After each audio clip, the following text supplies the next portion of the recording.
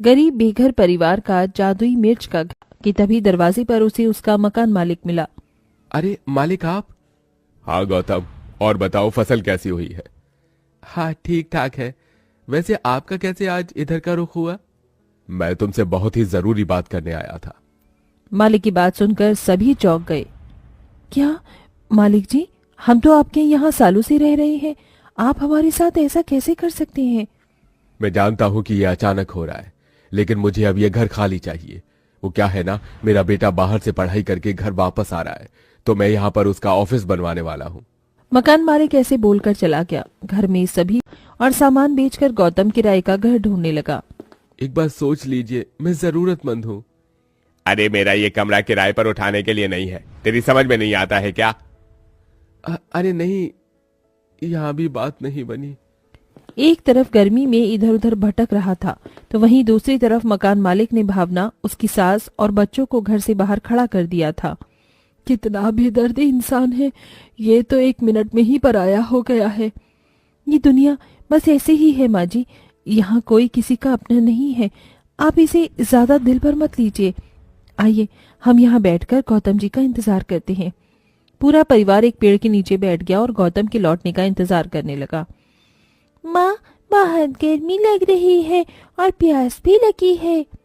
बस कुछ देर और रुक जाओ मेरी बच्ची, तेरे बाबा आ जाएंगे तो मैं तुझे पानी लाकर दे दूंगी। अरे भावना, तू यहीं बच्चियों के पास रुक, मैं पानी लाती हूँ। आप यहाँ क्यों हैं? उस सत्यानाशी ने तेरे जाते ही हमें घर से बाहर कर दिया। सड़ी गर्मी में तेरी राह ही देख रहे थे। वो सब छोड़, ये बता कि घर की बात बनी या नहीं? नहीं माँ, कहीं भी मुझे किराए पर घर नहीं मिला, और अगर कहीं मिला भी था तो वो हमारी आमदनी से ज्यादा महंगा था।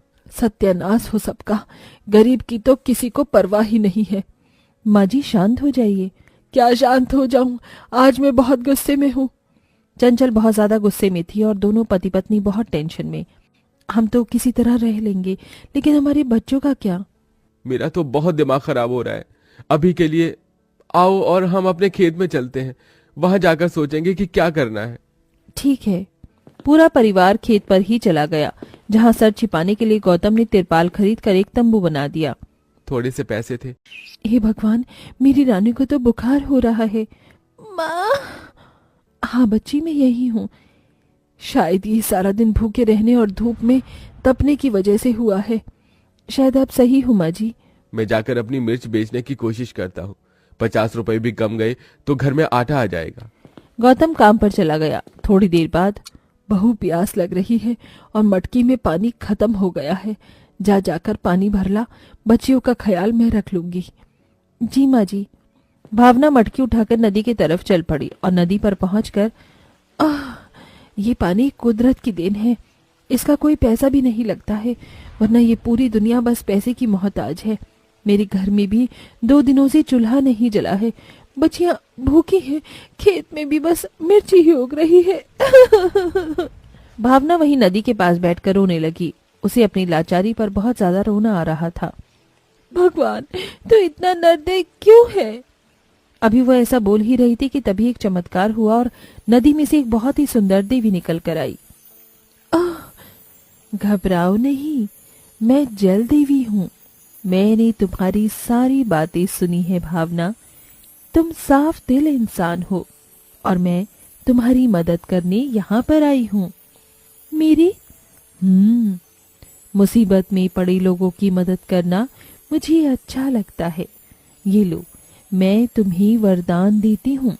तुम मेरी नदी से पानी ले जाकर अपने खेत में डाल देना और कल सुबह तक जादू देखना। ऐसे बोलकर देवी गायब हो जाती है। भावना ने बिल्कुल वैसा ही किया जैसे कि उस देवी ने बताया था।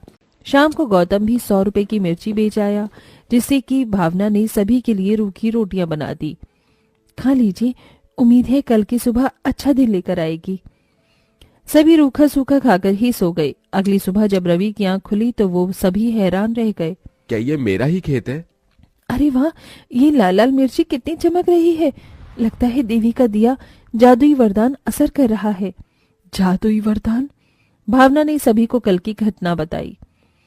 अरे वाह, लगता है कि अब हमारे दिन बदल जाएंगे। माँ, बस खेत में मिर्ची आई है, अभी तो सबसे बड़ी घर की दिक्कत हमारे सामने खड़ी हुई है। हाँ, घर का इंतजाम होना जरूरी है। अभी तो ठीक है, लेकिन बरसाती लगते ही हमारा कोई ठिकाना नहीं रहेगा। भावना ने ऐसा बोला ही था कि तभी एक जादू हुआ। अचानक ही खेत की मिर्ची हिलने लगी और टूटने लगी, और ऐसा होते होते ही मिर्ची से ही एक महल जैसा घर बनकर तैयार हो गया। ये क्या हो रहा है? घबराओ नहीं, ये मिर्ची घर खास तुम्हारा ही है, अंदर आओ। घर के बोलने पर सभी घबराते हुए घर के अंदर गए और अंदर जाकर उन्होंने देखा।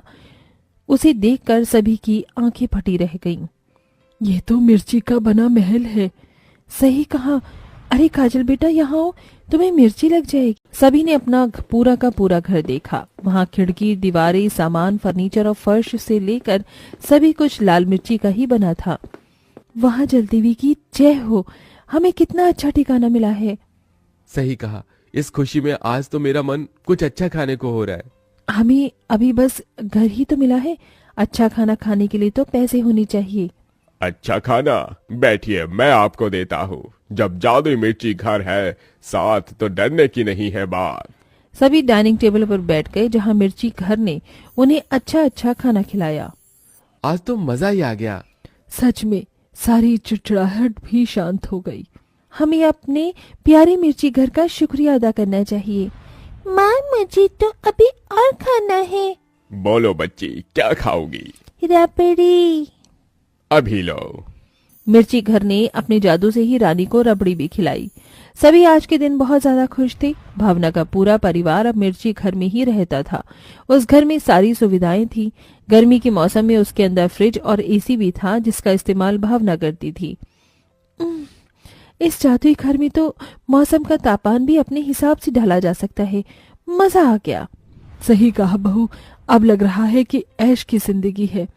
जादुई मिर्ची के घर ने सभी की जिंदगी ही बदल दी थी। जब भी उन्हें कुछ ऐसा चाहिए होता तो वो मिर्ची घर से मांग लिया करते थे। गौतम भी अपनी मिर्ची उगाने में मेहनत करता था और उन्हें बेचकर वो घर के पैसों की जरूरत को पूरा करता था। और अब सब कुछ ठीक हो चुका था।